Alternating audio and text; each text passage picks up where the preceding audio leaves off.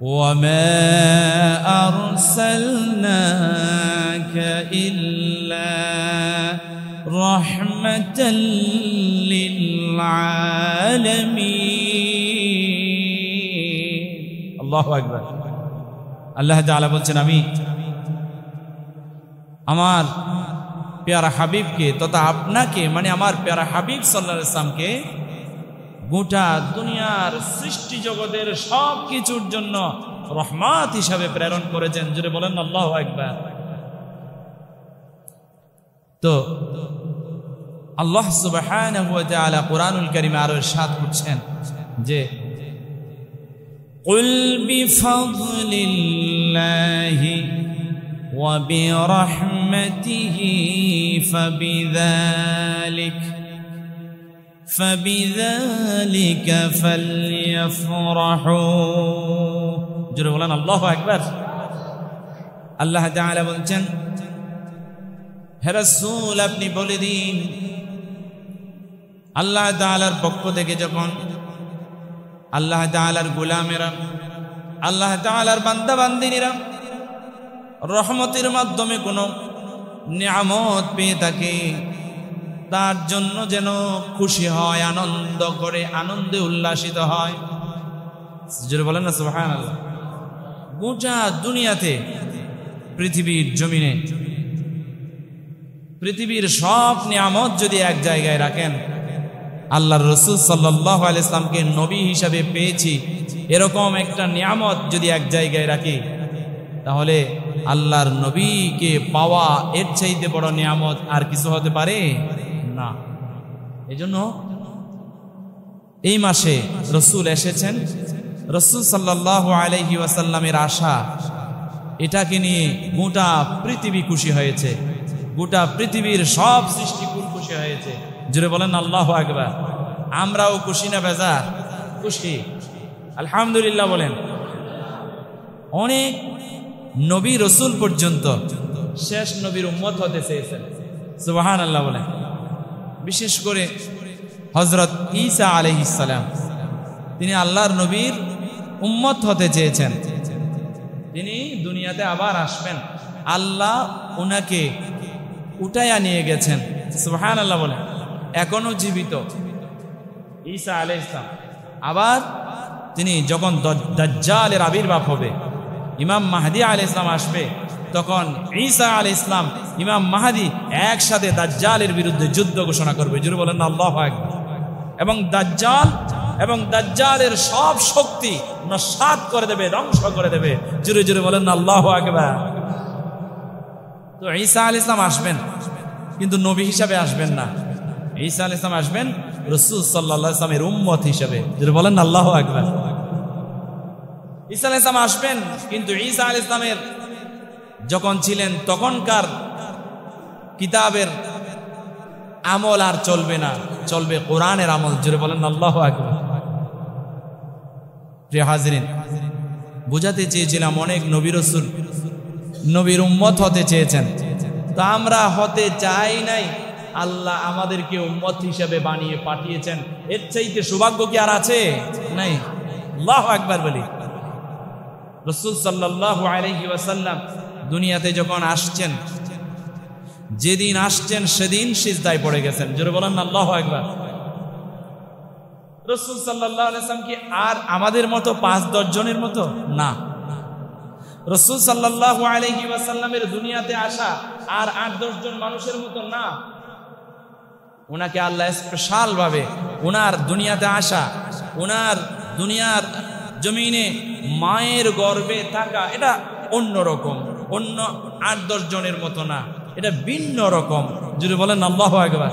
রাসূল সাল্লাল্লাহু আলাইহি ওয়াসাল্লাম দুনিয়াতে এসে কেঁদেছেন উম্মতের জন্য, এবং যতদিন দুনিয়াতে ছিলেন ততদিন কেঁদেছেন জাতির কল্যাণের জন্য, পরকালীন মুক্তির জন্য। এমন কি আল্লাহর কিতাবে আসছে, হাদিসে আসছে, আল্লাহর নবী সাল্লাল্লাহু আলাইহি ওয়াসাল্লাম কিয়ামত পর্যন্ত কাঁদবেন উম্মতের জন্য। জোরে বলেন আল্লাহু আকবার। এমন কি কিয়ামতের ময়দানে মাকামে মাহমুদ আল্লাহর নবীর জন্য একটা স্থান নির্ধারণ করা হবে, একটা একটা সম্মানজনক একটা আসন করা হবে, চেয়ারের ব্যবস্থা করা হবে। এই সম্মানজনক চেয়ারে আল্লাহর নবী বসবে না, আল্লাহর নবী দৌড়াবে হাউজে কাউসারের পানি পান করাবার জন্য উম্মতদেরকে। আল্লাহর নবী দৌড়াবে, উম্মতের কোন কোন উম্মত কোন কোন অবস্থায় আছে, কঠিনতায়, জটিলতায়, সমস্যায়, কিয়ামতের ময়দানে গামে গর্মাক্ত হয়ে। এজন্য আল্লাহর নবীর আসনে বসবে না, আল্লাহর নবী উম্মতের জন্য কাঁদতে থাকবে। জুড়ে বলেন আল্লাহু আকবার। যিনি দুনিয়াতে আসার সাথে সাথে কেঁদেছেন, চিরজীবন উম্মতের জন্য কান্না করেছেন, উম্মতের মুক্তির জন্য কান্না করেছেন, উম্মতের মুক্তির জন্য নিজের পুরো জীবনটাকে কোরবানি করেছেন, উম্মতের মুক্তির জন্য এখনো তিনি মদিনায় কান্না করেন। জুড়ে বলেন আল্লাহু আকবার। আমাদের বিশ্বনবী মুহাম্মদুর রাসূলুল্লাহ সাল্লাল্লাহু আলাইহি ওয়াসাল্লাম হচ্ছে হায়াতুন নবী, জিন্দা নবী। জুড়ে বলেন আল্লাহু আকবার। কেউ যদি মুহাম্মদ সাল্লাল্লাহু আলাইহি ওয়াসাল্লামের রওজা মুবারকের পাশে গিয়ে সালাম দেয়, ওই সালাম স্বয়ং রাসূল পাক সাল্লাল্লাহু আলাইহি ওয়াসাল্লাম দেখে দেখে জবাব দেয়। জুড়ে বলেন আল্লাহু আকবার। আল্লাহ রাসূল সাল্লাল্লাহু আলাইহি ওয়াসাল্লামের রওজার কাছে গেছেন, আপনাকে আল্লাহর নবী দেখছেন। সুবহানাল্লাহ বলেন।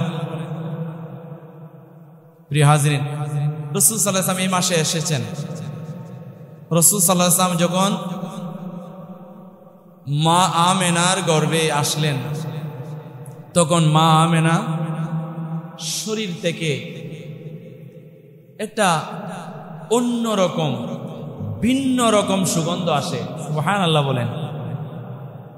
একটু বলবো রাসূল সাল্লাল্লাহু আলাইহি ওয়াসাল্লামের যে দুনিয়াতে যে আসছেন, রাসূল সাল্লাল্লাহু আলাইহি ওয়াসাল্লাম মায়ের গর্ভে যখন আসলেন তখন কি হলো?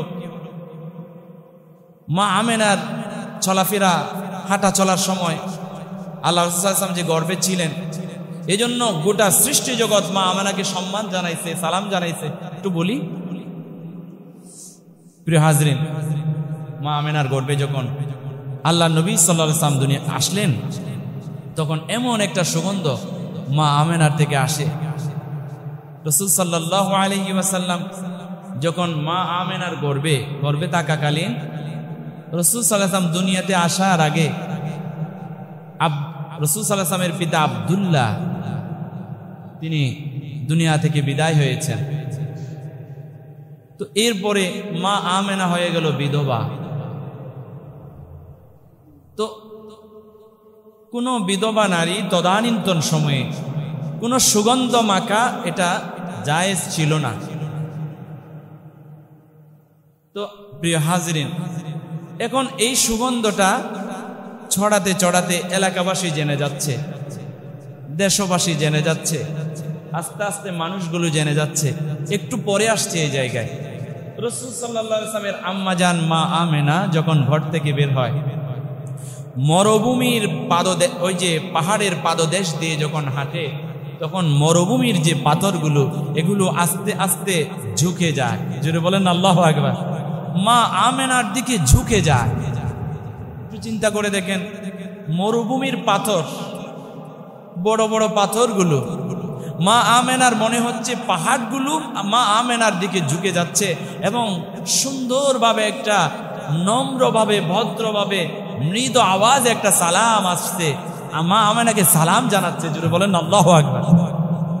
শুধু তাই নয়, মা আমেনা যখন পথ বেয়ে হাঁটেন, দেখবেন যে কাল বৈশাখী বাতাস যখন ছুটে, তখন এই যে আমরা তো সাগর পাড়ের মানুষ, কক্সবাজার সমুদ্র সৈকতের পাড়ের মানুষ, রাস্তাঘাটে যদি ধুলাবালি থাকে, এই ধুলাবালিগুলো শা শা আওয়াজ দিয়ে দিয়ে উড়াতে থাকে, কারো চুকে, কারো কানে, কারো মাথায় গিয়ে বসে, এরকম না? তো মা আমেনা যখন মরুভূমির পাহাড়ের পাদদেশ দিয়ে হাঁটে, বিভিন্ন জায়গায় কাজে যায়, তখন ওই পাহাড়ের কিনারার ধুলা বালি কণা পাথরগুলো ছোটো ছোটো মা আমেনার দিকে ছুটতে থাকে এবং সালাম জানাইতে থাকে। জুড়ে বলেন আল্লাহু আকবার। আর যদি কোনো গাছপালার নিকট দিয়ে হাঁটতেন, তখন গাছপালাগুলো মা আমেনার দিকে ঝুঁকে যাইতো এবং সালাম জানাইতো। জুড়ে বলেন আল্লাহু আকবার। শুধু তাই নয়, মা আমেনা যখন হযরত মুহাম্মদ সাল্লাল্লাহু আলাইহি ওয়াসাল্লাম যখন মা আমেনার গর্ভে, তখন তো আর বর্তমান সময়ের মতো ডিপ ছিল না, টিউবওয়েল ছিল না। আমাদের এখন কক্সবাজারে তো স্বাভাবিক মোটর বসায়া পানি তুললে পানিও আসে না, ডিপ বসাইতে হয়। এখন প্রায় জায়গায় তো ডিপ অথবা ওই যে কি বলে বুম মোটর, এগুলো ছাড়া পানি ওঠে না। তো তদানীন্তন সময়ে তো এরকম ডিপ ছিল না, কূপ ছিল। ওই কূপ থেকে পানি উঠাইতে হইতো। তো মা আমেনার গর্ভে যখন মুহাম্মদ সাল্লাল্লাহু আলাইহি ওয়াসাল্লাম যখন ঘরের জন্য পানির জন্য যাইতেন, কূপ থেকে পানি উঠাবার জন্য যাইতেন, কলসিটা কূপের কিনারায় রাখতে দেরি, পানিগুলো মা আমেনার দিকে, কলসির দিকে উঠে আসতে আর দেরি নাই। জুড়ে বলেন না সুবহানাল্লাহ।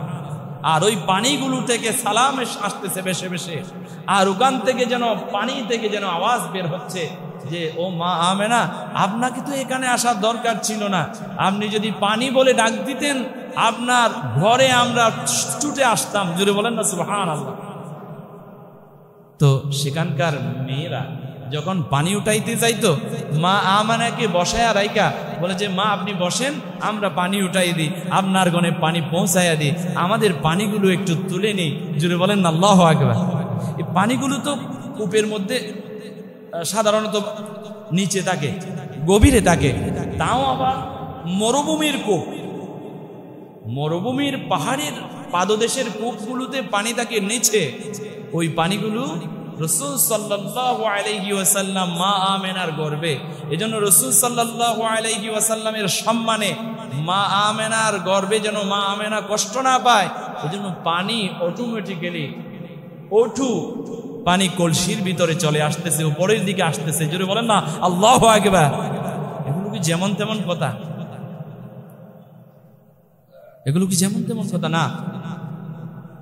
আল্লাহর হুকুম ছাড়া একটা গাছের পাতাও নড়ে না, আল্লাহর হুকুম ছাড়া সাগরের একটা ঢেউ আসে না। সেখানে আল্লাহর হুকুমে রাসূল সাল্লাল্লাহু আলাইহি ওয়াসাল্লামের সম্মানে মর্যাদায় এখনো রাসূল আসে নাই।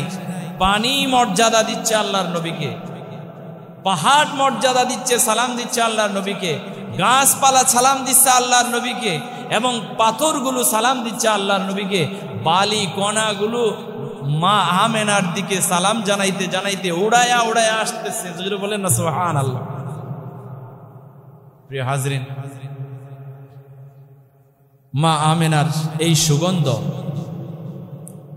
যখন মক্কার মেয়েরা পায়, তখন বলে মা তুমি কি সুগন্ধ মেখেছ, এটা তো কোনো দুনিয়ার বাজারে এই সুগন্ধ আছে বলে মনে হয় না। মা তোমাকে অনেক আদর আদর লাগতেছে, মায়া মায়া লাগতেছে, তোমার ঘরে কি কাজ পড়ে আছে আমাদেরকে একটু বলো, আমরা গিয়ে করে আসবো, তোমার পাশে পাশে থাকবো। জুড়ে বলেন আল্লাহু আকবার। মুহাম্মদ সাল্লাল্লাহু আলাইহি ওয়াসাল্লাম দুনিয়াতে আসে নাই, এখনো মায়ের গর্ভে। এত মর্যাদা। দুনিয়ার জমিন আল্লাহর নবীকে চিনতে পেরেছে, পাথর আল্লাহর নবীকে চিনতে পেরেছে, দুনিয়াতে এখনো আসে নাই মায়ের গর্ভে। গাছপালা আল্লাহর নবীকে চিনতে পেরেছে মা আমেনার গর্ভে থাকাকালীন। কূপের পানি চিনতে পেরেছে মা আমেনার গর্ভে থাকাকালীন। গোটা দুনিয়ার সব সৃষ্টি সিজদায় নত হয়ে গিয়েছে, রাসূল এখনো দুনিয়াতে আসে নাই মায়ের গর্ভে থাকাকালীন। জুড়ে বলেন আল্লাহু আকবার। এবার মা আমেনার শরীরের এই সুগন্ধের কথা এলাকার মানুষ জানার পরে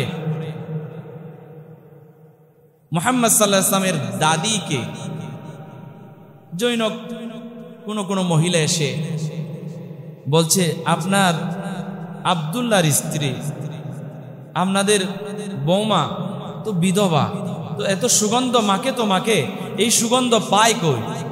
দুনিয়ার বাজারের এই সুগন্ধ তো এমন সুগন্ধ নয়, তাহলে এই সুগন্ধ মাকে কেন? এটা তো জায়েজ নাই। তখন মুহাম্মদ সাল্লাল্লাহু আলাইহি ওয়াসাল্লামের দাদিজানের কাছে প্রথমে শুনলো দাদা শোনার পরে দাদিকে বলল যে দেখো তোমার বৌমা নাকি সুগন্ধ মাকে। অথচ উনি তো বিধবা, সুগন্ধ মাখার তো দরকার নাই। তো এখন মুহাম্মদ সাল্লাল্লাহু আলাইহি ওয়াসাল্লামের দাদি বললেন যে আসলে শুনো, দাদাকে বলতেছে শুনো, আমিও কিছুদিন ধরে একটা সুগন্ধ পাচ্ছি, এরকম সুগন্ধ তো বৌমা কোনো বাজার থেকে কিনে আনে নাই, এবং বৌমার ঘরে যখন যাই তখনও সুগন্ধ পাই। বৌমা যখন ওয়াশরুমে ঢুকি, ওয়াশরুম থেকে বের হওয়ার সময় ওয়াশরুমেও সুগন্ধ পায়। জোরে বলেন না আল্লাহু আকবার। এখন বৌমার কাছে জিজ্ঞাসা করার জন্য গেল, বলে যে বৌমা দেখো, তুমি তো বিধবা, তোমার তো এভাবে সুগন্ধ মাখার দরকার নাই, এখন তো মহল্লায় বলা বলি হচ্ছে, অভিযোগ আসছে।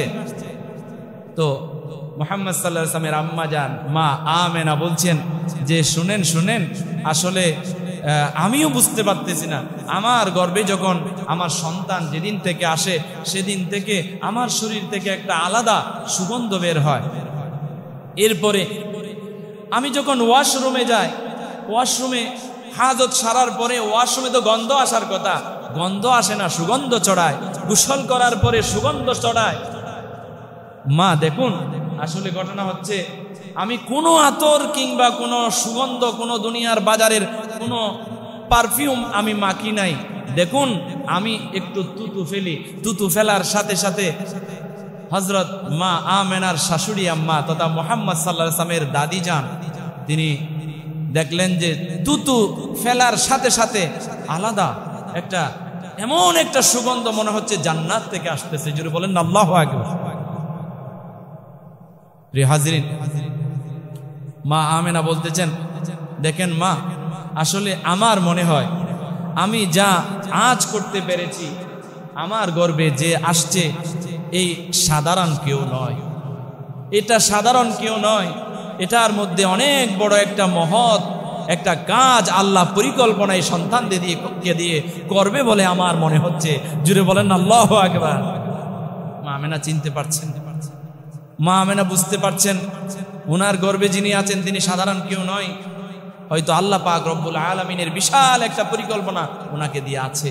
জুড়ে বলেন আল্লাহু আকবার।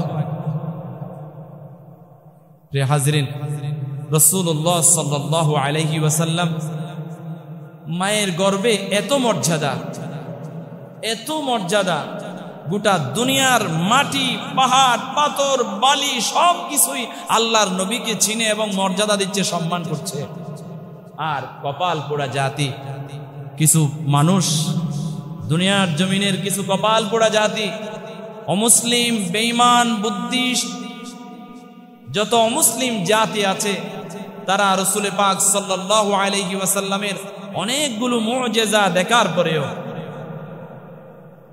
জানার পরেও, গবেষণা করে একদম রাসূল সাল্লাল্লাহু আলাইহি ওয়াসাল্লাম যে সত্য নবী এবং আল্লাহ সুবহানাহু ওয়া তাআলা যে রাসূলুল্লাহ সাল্লাল্লাহু আলাইহি ওয়াসাল্লামকে গোটা দুনিয়ার জন্য রহমত হিসেবে পাঠিয়েছেন, এটা জানার পরেও রাসূল সাল্লাল্লাহু আলাইহি ওয়াসাল্লামকে মর্যাদা দিতে জানে নাই, রাসূলের সুন্নাতকে অবজ্ঞা করেছে, রাসূলের ভালোবাসাকে তারা পায়ের নিচে দিয়েছে। জোরে বলেন নাউজুবিল্লাহ।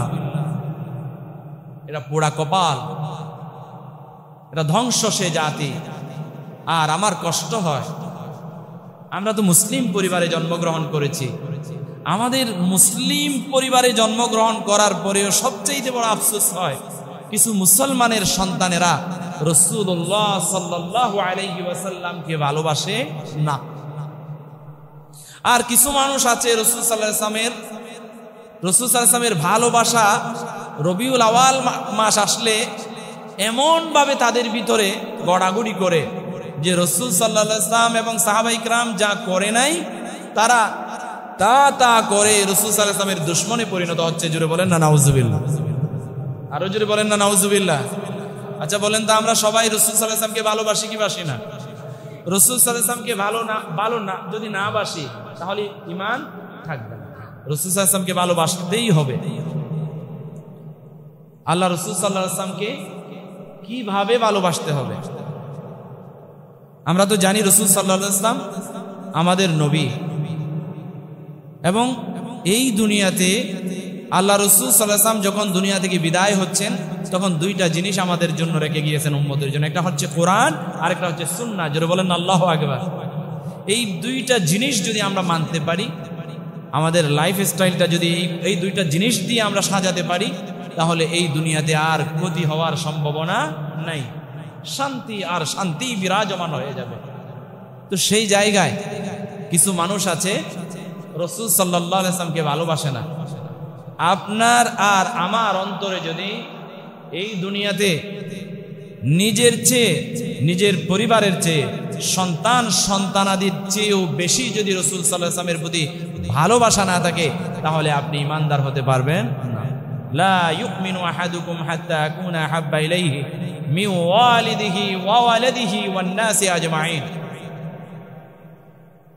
কেউ ঈমানদার হবে না, ততক্ষণ হবে না যতক্ষণ না তার ভালোবাসা তার নিজের চেয়ে, পরিবারের চেয়ে, সন্তানদের চেয়ে, গোটা দুনিয়ার সব মানুষের চেয়ে আল্লাহর নবীর ভালোবাসা যতক্ষণ যার অন্তরে থাকবে না, সে কখনো ঈমানদার হতে পারবে না। তাহলে আমরা এখানে একটা কথায় এক বাক্যে ঈমান আনলাম যে আমরা আল্লাহর নবীকে গোটা দুনিয়ার সব কিছুর চেয়ে নিজের চেয়েও বেশি ভালোবাসি। জোরে বলেন ঠিক কিনা? আল্লাহ কবুল করুন বলি আমিন। আরো জোরে বলেন আমিন। এবার আসুন, আল্লাহর নবীর প্রতি যদি ভালোবাসা থাকে, আল্লাহর নবী আমাদেরকে যা যা দিয়ে গেছেন, যা যা করতে বলেছেন, তা তা করার দরকার আছে না নাই? আছে। একদল লোক বলে যে কিছু মানুষ আছে নবীর দরুদ পড়ে না, গুস্তাখে রাসূল, ওহাবি, অমুক সমুক বলে না, বলে। তারা আবার নিজেদেরকে সুন্নি দাবি করে। আমি বলি সুন্নি দাবি করার বিষয় নয়। আমি কওমি মাদ্রাসায় পড়েছি, আমি আলিয়া লাইনের সুন্নি মাদ্রাসায় পড়েছি, আমি আবার স্কুলেও পড়েছি। এখন আমাকে কি সুন্নি বলবেন, নাকি ওহাবি বলবেন, নাকি জেনারেল শিক্ষিত বলবেন? কোনটা বলবেন? ধরেন আপনি কলেজে পড়েছেন, ইউনিভার্সিটিতে পড়েছেন, এখন আপনি কি, আপনাকে কি আমি শুধু জেনারেল শিক্ষিত বলবো, নাকি সুন্নি বলবো, নাকি ওহাবি বলবো? না, কেউ এখানে সুন্নি বলার বা ওহাবি বলার, লা মাজহাবি বলার, মাজহাবি বলার সুযোগ নাই। আপনার একটা পরিচয়, আপনি যদি কালিমা পড়ে থাকেন লা ইলাহা ইল্লাল্লাহু মুহাম্মাদুর রাসূলুল্লাহ, আপনার আমার গোটা মুসলিম জাতির একটা পরিচয়, আমরা মুসলমান। জোরে বলেন ঠিক কিনা? যত দ্বন্দ্ব, যত বিভাজন, ভাগাভাগি, এগুলো ইহুদি খ্রিস্টানদের চক্রান্ত, ব্রিটিশের চক্রান্ত। আমরা এক হতে চাই, আমরা এক প্ল্যাটফর্মে আসতে চাই। আমাদের কোরআন এক, রসুল এক, হাদিস রসুলের হাদিস। আজান সুন্নিদের মসজিদে যেমন হয়, কওমি আলেম ওলামাদের মসজিদে তেমন হয়। জেনারেল শিক্ষিতরা যে মসজিদ করেছে, ওই মসজিদে একই সময়ে আজান হয় বাংলাদেশে। আজান এক, আল্লাহ এক, রসুল এক, কোরআন এক। আমরা আল্লাহর সৃষ্টি, আর আমরা কালিমাওয়ালা যারা, কালিমা যারা পড়েছি, তাদের একটা পরিচয়, আমরা সবাই মুসলমান। জোরে বলেন ঠিক কিনা? আর কেন এ কথা বললাম, এ কথা কেন বললাম? আল্লাহ পাক রব্বুল আলামিন কোরআনুল কারীমে বলছেন, ওয়ালা তামুতুন্না ইল্লা ওয়া আনতুম মুসলিমুন, তোমরা মুসলমান না হয়ে মৃত্যুবরণ করো না। জোরে বলেন আল্লাহু আকবার।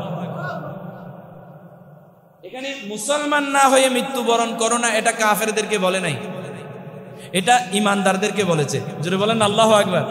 এই আয়াতে বলা হচ্ছে, ইয়া আইয়ুহাল্লাযীনা আমানুত্তাকুল্লাহ, আই ঈমান ওয়ালা ইত্তাকুল্লাহ, আল্লাহকে ভয় করো। এখানে বলা হচ্ছে ঈমানদারদেরকে, কাফেরদেরকে নয়, বেঈমানদেরকে নয়।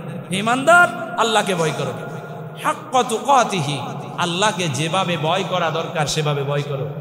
আর ওয়ালা তামুতুন্না ইল্লা ওয়া আনতুম মুসলিমুন, তোমরা মুসলমান না হয়ে মৃত্যুবরণ করো না। তাহলে এখন আপনি সিদ্ধান্ত নেন, আপনি কি মুসলমান হবেন, নাকি সুন্নি নাম নিয়ে ঘরে বসে থাকবেন, কওমি নাম নিয়ে ঘরে বসে থাকবেন, লা মাজহাবি আহলে হাদিস নিয়ে বসে থাকবেন? এটা আপনি সিদ্ধান্ত গ্রহণ করুন। কি হব আমরা? মুসলমান। আমাদের একটা পরিচয়, আমরা মুসলিম। আমরা মুসলিম পরিচয়ে বাঁচতে চাই, আর মুসলিম পরিচয়ে দুনিয়া থেকে বিদায় হয়ে কবরে যেতে চাই। কেন? আল্লাহ বলেছেন তোমরা মুসলিম না হয়ে মৃত্যুবরণ করো না। তাহলে ইমানদারদেরকে মুসলিম হতে বললেন, তার মানে আমরা মূলত ইমান এনেছি, কালিমা পড়েছি, কিন্তু আসলে প্রকৃত মুসলমান হতে পারি নাই। তাহলে প্রকৃত মুসলমান হতে যদি হয়, সবচাইতে বেশি ভয় করতে হবে আল্লাহকে। এই একই আয়াতে, যে আয়াতে মুসলমান না হয়ে মৃত্যুবরণ করো না এই কথাটি বললেন, এই একই আয়াতের প্রথমে বলা হচ্ছে হাক্কা তুকাতিহি, তোমরা আল্লাহকে ভয় করো যেভাবে ভয় করা দরকার আল্লাহকে। তাহলে প্রকৃত মুসলমান মৃত্যুর আগে মুসলমান হতে পারবেন তখন যখন আল্লাহকে বেশি ভয় করবেন। তখন জোরে বলেন আল্লাহু আকবার। আল্লাহকে ভয় করবেন তো ইনশাআল্লাহ। আল্লাহ আমাদের সকলের অন্তরে আল্লাহর ভয় জাগরুক রাখার তৌফিক দান করুন বলি আমিন। আপনি যখন ঘুমাতে যাবেন তখনও আল্লাহর নাম নিয়ে ঘুমাবেন, তখন আল্লাহর ভয় আপনার থাকবে। আমরা যখন ঘুমাতে যাই তখনও আমরা দোয়া পড়ি, বিইসমিকা আমুতু ওয়া আহইয়া। এখানে দোয়াটা পড়ছি কেন? আমরা আল্লাহর নামে ঘুমাইয়া যাচ্ছি, এখানে মূল অর্থ হচ্ছে আল্লাহ তোমার নামে মরে যাচ্ছি। কি যাচ্ছে? তোমার নামেই মরে যাচ্ছি, এবং তোমার নামে আমরা কি হব? ওয়াহিয়া, আবার জীবিত হব। জুড়ে বলেন আল্লাহু আকবার। তার মানে এই দোয়াটার মধ্যে একটা ভয় আছে। কি আছে? ভয় আছে। আমি চাইলেই ঘুমাইতে পারবো না, আমি চাইলেই মরে যেতে পারবো না, আল্লাহকেই মরণ দিতে হবে। ঘুমানোর মরণ, ঘুমানোর মরণ যদি আল্লাহ দেয়। আবার অনেক মানুষ আছে ঘুমাতে গিয়ে ঘুম থেকে আর ফজর হয় নাই, তার সকাল হয় নাই, তার ঘুমের মধ্যেই মৃত্যু হয়েছে। এজন্য আমরা বলি আল্লাহ তোমার নামে মরে যাচ্ছি, আবার তোমার নামে সকালে উঠব। এটা যদি পড়ে শুয়েন তাহলে আল্লাহর ভয় আপনার থাকবে ঘুমানোর সময়। আর আপনি ঘুম থেকে উঠছেন, উঠার সাথে সাথে প্রশংসা করছি আমরা কার? আল্লাহ। এরপর আমার জীবনের সূচনা হবে আল্লাহর নাম নিয়ে, ফজরের নামাজ দিয়া, আল্লাহকে ভয় করে। এখন আমরা তো ঘুম থেকে উঠি, সারা রাত আমরা মোবাইল টিপে শেষ করে দিই, আর ফজরের নামাজ পড়তে পারি না। ঘুম থেকে উঠি আমরা 10টা, 11টা, 12টায়। আমাদের দিন রাত কখন শেষ হয়ে যায় জানা নাই, আবার দিনে ঘুমাইতে ঘুমাইতে দিন কখন শেষ হয়ে যায় জানা নাই। মুসলিম জাতির, বাঙালি জাতির ফজর আর হচ্ছে না। ফজর আপনার তখন হবে, ফজর তারা পায়, ফজর তাদের হয় যারা ফজরের আজানের ডাকে সাড়া দিয়ে মসজিদে আসে, তারাই একমাত্র ফজর পায়। আর যারা ফজরের নামাজে ঘুমায় তারা ফজর পায় না। জোরে বলেন নাউজুবিল্লাহ। ফজরে কল্যাণ, ফজরে বরকত, ফজরে মর্যাদা, ফজরের সম্মান, ফজরের রিজিক। রিজিক যদি আপনি হালাল রিজিক যদি তালাশ করতে চান, ফজরে ঘুম থেকে উঠে নামাজ পড়তে হবে। নামাজের পরে আপনি শুইতে পারবেন না, আমল করতে হবে। আল্লাহ আমাদের সবাইকে আল্লাহকে ভয় করে ফজরের নামাজ পড়ে আমল করার তৌফিক দান করুন বলি আমিন। প্রিয় হাজরিন, বলতে চেয়েছিলাম আমরা যেই মাসে এখন উপনীত হয়েছে এটা হচ্ছে রবিউল আওয়াল মাস। রাসূল সাল্লাল্লাহু আলাইহি ওয়াসাল্লাম দুনিয়াতে আসার আগে মায়ের গর্ভে থাকাকালীন দুনিয়া এবং দুনিয়ার সব সৃষ্টি কি সম্মান মর্যাদা রসুলকে মায়ের পেটে থাকতে দিয়েছেন তা আমরা এই জুমায় জানলাম। এই জুমায় আমরা কি করলাম? জানলাম। আগামী জুমায় রাসূল সাল্লাল্লাহু আলাইহি ওয়াসাল্লাম দুনিয়াতে আসবেন, আসার পরে কি হচ্ছে না হচ্ছে রাসূল সাল্লাল্লাহু আলাইহি ওয়াসাল্লামের সিরাত